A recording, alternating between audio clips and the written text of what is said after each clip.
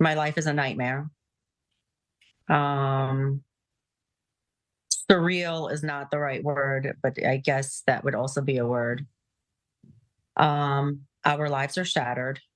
Um, my kid was murdered, and we're still in shock. And I pray that eventually we can heal. Of course, not completely because I just buried my baby boy, but hopefully there can be healing and we will be able to experience joy in the future. That's what I'm going through. Tell me about Itai. Itai is my second born. You know, every mother will say that her kid is a gem, but he really was a gem.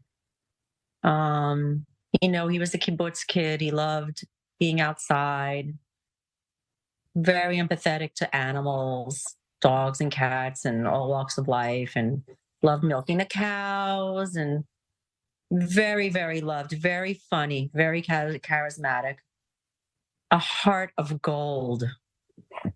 Really one of those people that just, you know, touches everybody's lives. People, you know, they came out to me from Duvan and said, listen, your kid was risking his life day in, day out, going in, arresting terrorists.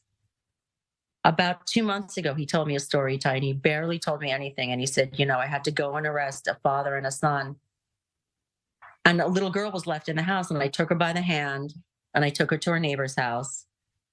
So when they start, you know, on the news comparing our soldiers and accusing our soldiers of the same rape and war crimes that they just committed against Jews in our country, it's unfathomable that people would believe that.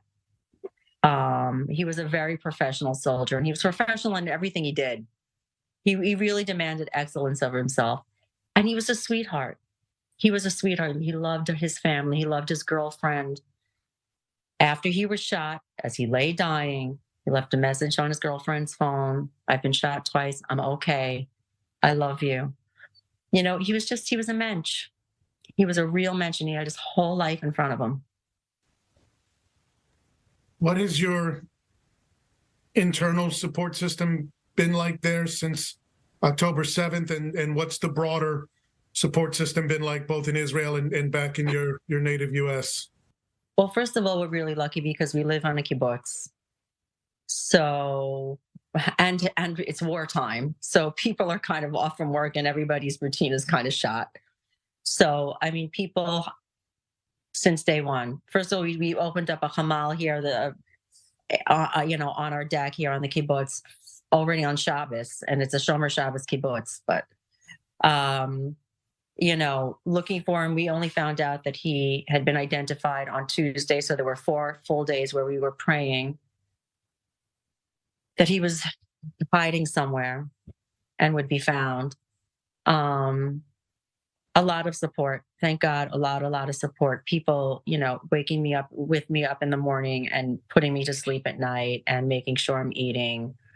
And, you know, on Sunday is the Shloshim. They're helping me. You know, I can barely move, honestly. There's been reactions from families of those that have lost and those that have been taken hostage. The reactions have spanned the spectrum of what's to come next. What do they want to see next? Everything from turn Gaza into a parking lot to we need to reach a solution to this conflict, you know, 50 years ago, and every point in between. Where, as you of a you know bereaved parent, fall right now on what you want to see happen next? Well, I have to be honest. I'm not a very political person. Certainly not a racist. I grew up in New York City, and I sat in New York City public schools with Muslims and Indians and Koreans. I mean, I'm, you know, the last person who's going to care where you come from.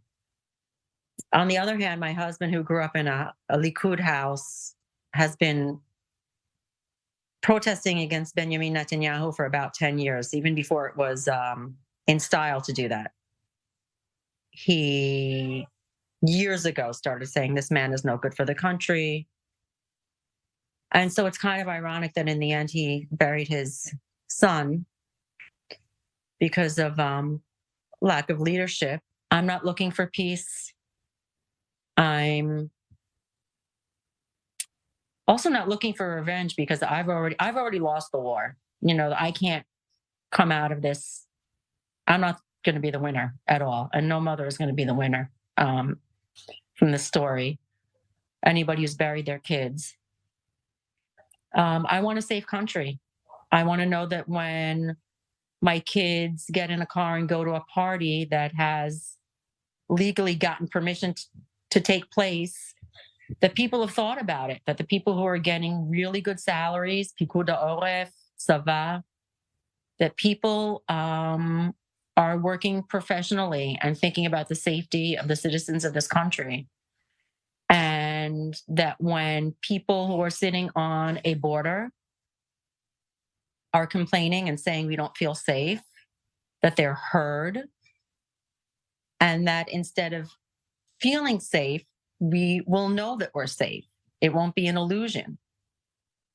And that when girls are sitting on the border and saying, listen, we see the Hamas practicing, we see people here on the border doing stuff, that our soldiers and the lower ranking soldiers are being taken seriously, and that people higher up are doing their jobs.